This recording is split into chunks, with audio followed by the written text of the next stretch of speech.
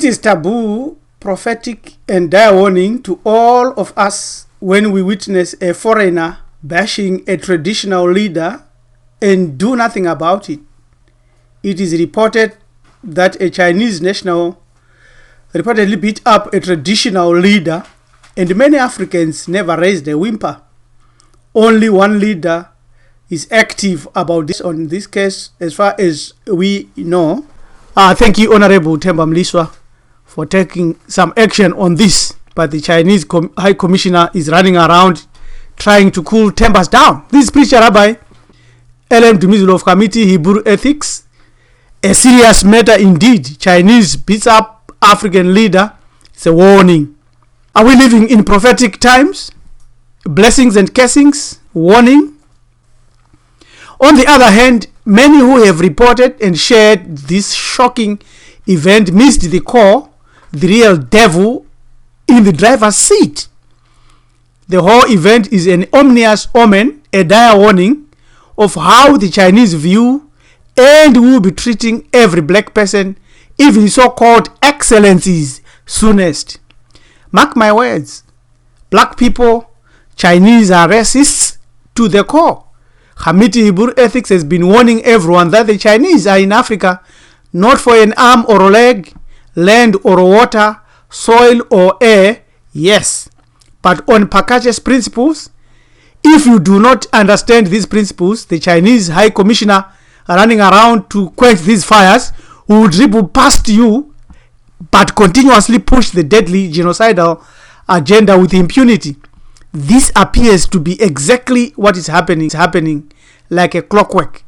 This is the book that every member of parliament in Africa and across in the diaspora must study and read. You can get it from Amazon and Lulu. Paekche's Principle, The Great Secret of Asia by Brother Paekche.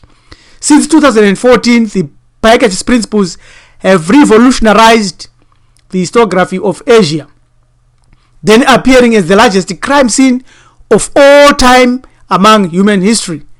By unifying the history of Asia into a coherent and rational whole, the Paekche's Principle decisively answers all questions and the many riddles that mark the stories of China, the two Koreas, and Japan today.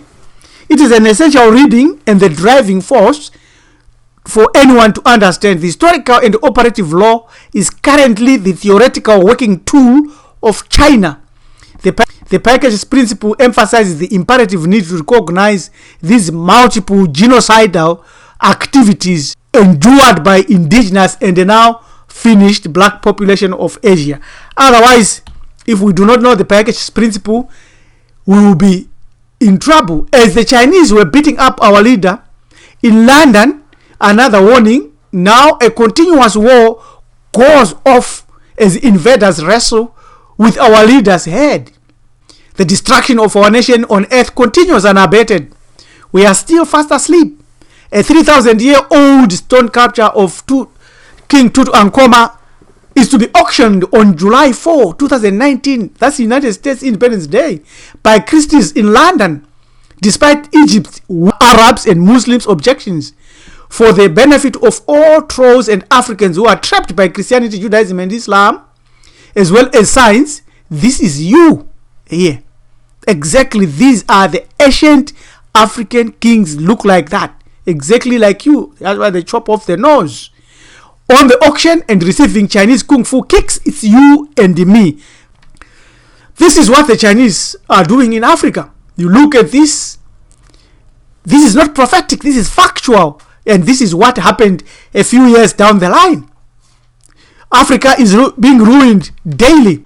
And there is the Chinese kill a Namibian for pay.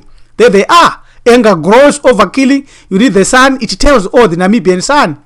On the other hand, in Nigeria, the Nigerians made a Chinese a chief in a bid to enhance interactions and business with the Chinese in Kano State. The Emir of Kano, Emir Muhammad Sanusi II, has approved the appointment and installment of a Chinese man, Mr. Mike Zhang, as chief and leader of the growing Chinese community in the northern Nigerian state. Go to this website and see the misfortunes that Africa is pouring on itself. They were caught poaching with rhinoceros horns, killing and destroying, and this is the mother of all poachers.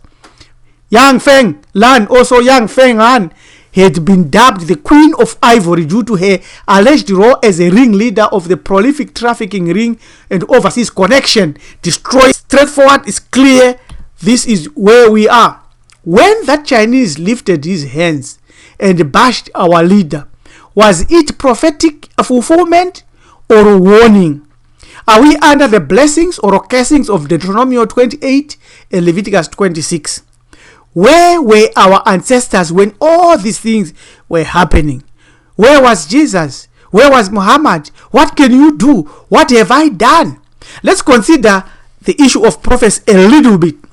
Black Hebrew Israelites typically believe that the African people of the diaspora in North America, South America, and the Caribbean are not Africans. Thus, in hearing such news about the chief who has been beaten or a Chinese being installed as chief in Africa, in the motherland, they are not perturbed or moved at all. Therefore, they don't do much. According to their ideology, they are actually Hebrew Israelites who were sold into slavery by Africans. So they are divided amongst Africans. From Africans, the ideology of Hebrew Israelites is historically and culturally confused. It only serves to further distance African people from their homeland and true identity.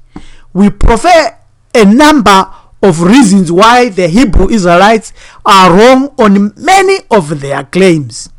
First, culture-wise, it is very apparent that Africans in the Americas are culturally African in almost every way. Various Creole and Ebonics languages are rooted in African speech patterns, so much so that various West Indian Creole languages use African loan words such as rara, which means sleep or white, nyam, which might mean rise up or divinity, and dupi. A Guyanese Pan-Africanist Yusi Kwayana once explained that his wife Chaiko Kwayana had even come across a village in Guyana where the Africans spoke a Yoruba tongue. If they are Hebrew Israelites, as per the doctrines that are pushed today, why is the language more African than modern Hebrew, which is Yiddish? Go to this Facebook page and study the debunking of Black Hebrew Israelites' typical belief and read and study more. We give a little bit more here. Religious and spiritual practices of all these people in the diaspora, Orisha, Obia, or Voodoo, that's what they practice. They are Hebrew Israelites. Then why are they practicing these African religious influences which are so prominent in the diaspora? The games they play, the dozen verbal game practiced by African Americans, can be traced to a similar game that was played by the Igbo people in Nigeria. The Carnival Festival we see in the Caribbean, especially in Brazil, does carry a Congolese background, an African background. The story of the trickster spider Anansi or Auntie Nancy in the United States are all found all over the diaspora. Obviously, these stories did not come from the Hebrews, but Anansi tales are common in Africa, especially in Ghana and parts of West Africa. The Black Hebrew Israelite claims that they were stripped of their original identity during slavery. The problem about this is that many elements of their identity and culture survive, and those survivals reflect an African more than the Israel heritage. You go to and study the Berean Bible, Exodus 12:38. It actually tells you that a mixed multitude also went out during the Passover amongst the Hebrews. So you can never today stand and remove black people and say these are not Hebrews, these are Hebrews, and so forth. Ironically, elements of the Exodus story may very well have been taken from ancient Egyptian folklore. The Egyptian story of the golden lotus, featuring a magician parting the river Nile to retrieve a golden lotus, is similar to the parting of the river of the Red Sea when the Hebrew Israelite crossed. It is the story of us. It is our story. Other prophecies on slavery by many prophets are actually ignored by Hebrew Israelites. We are going to do justice today and give some of these prophecies in detail. The black Hebrew Israelites used Deuteronomy 28:68 as a prophecy that Hebrews will be brought back into slavery again in ships to Egypt. But how could you go to Egypt in slave ships from Israel, where you can walk and spend 2 days and you're already in Egypt? This is taken to be a reference of transatlantic slave trade and slavery in the United States and other places. The Bible never actually mentions America, so this prophecy really is not a prophecy, but Hebrew Israelites twist the words of the Torah to suit their agenda. Furthermore, this passage, when you read in the context of the entire Deuteronomic 28, Levitical 26, and all other prophecies, is not actually a prophecy, but warnings. This is made clear in Deuteronomy 28:58. The Creator is not giving a prophecy, but a warning. So be ye warned. Let's look at other prophets. Isaiah 20 verse 4, the context. And the Lord said, as my servant Isaiah has walked naked and barefoot for 3 years for a sign and wonder upon Egypt and upon Ethiopia. So the prophecy or warning goes to the same people that looks like Hebrew Israelites, which are Hebrew Israelites anyway, because beyond the rivers of Ethiopia my people dwells. So shall the king of Assyria lead away the Egyptians prisoners and Ethiopians captives, young and old, naked and barefoot, even with their buttocks uncovered, to the shame of Egypt. And they shall be afraid and ashamed of Ethiopia, their expectation, and Egypt, their glory. That's what we are saying. That's what we are teaching there. It was fulfilled there, naked, young and old, straight. So this was fulfilled. Pharaoh's head, which will be auctioned in London, was prophesied to happen. Ezekiel 42 says, he shall stretch forth his hand also upon the countries, and the land of Egypt shall not escape. 43. But he shall have power over the treasures of gold and of silver, and over all the precious things of Egypt. And the Libyans and the Ethiopians shall be at his steps. You see Daniel there? In January of 587 BC, a prophecy of the downfall of Egypt was given, which is a warning. The timing is very significant. Pharaoh Hofra, shown here, Hofra, laid besiege and was attacked and also removed from power by another Pharaoh during a coup. The current reading concerns the latter aspect. Pharaoh Uprise is one of the African leaders that changed the law of migration, allowing the Greeks and others to enter Africa, just like what our politicians in Africa are doing today, parceling out our land, sacred stones, and the rights and the citizenship to the Chinese. The prophecy here is a warning. There is a dire warning on all of Africa. Africa has had 13,000-year period of almost continuous native rulers. In BCE 333, it all came to an end when Alexander the Greek conquered Egypt, bringing it under Greek rule. Signs of the times had allowed wise men and women to sound a warning. So too, many commentators today are warning Africa. And I will bring again the captivity of Egypt, and will cause them to return into the land of Pathros, into the land of their habitation, and there shall be there a base kingdom.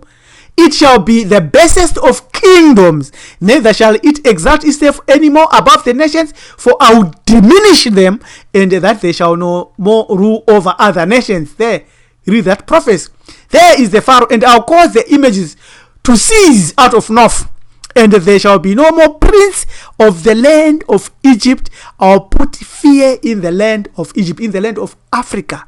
That's what's happening today. It's a warning. It's a prophecy if you want. It's happening. That's why they can beat up our chief, beat up our king. We put them on the throne. And the last king of the 13th dynasty, Nectanebo, fled south here, apparently fulfilling Ezekiel's prophecy that there shall be no more a prince of the land of Egypt, because more than 2,000 years would pass before Egypt again is ruled by its own people. You can read this. It's happening, and it's happening, and it's quite straightforward. This is a serious matter. Our political leaders must hear this message and heed this message. They have been selling us to many people. These two are the master destroyers of our dynasties, of our power all over the earth. A Babylonian king came, destroyed them because he broke the law of migration. He removed a priest from power, and this is Hophra, and a priest, and this is Amasis. He removed him from power, and he was also removed by the Persians. So what has happened in our kingdom and our power is that the Persians defeated us, and the Persians were defeated by the Greeks, and we became a Roman possession, and then centuries later a province of the Islamic Empire, and soon will be a Chinese empire. Mark my warning. When the Chinese beat up our traditional leader and kill our brothers in Namibia, poach our minerals and wildlife, Africans should never smile, but rise up and chase them out of Africa for good. That action which they did, these actions are eternal warnings, not prophecy. Take heed, wise people, even in ancient times warned Africa. That is there. These are the scriptures. This warning is to all Bantu tribes, including so-called Hebrew Israelites. Spread the Paekche principles. It's time to say no. Subscribe to our channel, Community Hebrew Ethics. This is Preacher Rabbi Elem Dumizu. This is our email. When the Chinese beat up our chief and our leader in Africa, or even kill a fly in Africa, this must trigger an earthwise Bantu resounding red light. It will be done. Thank you, Tatenda Siabonga. Goodbye. Have a good day.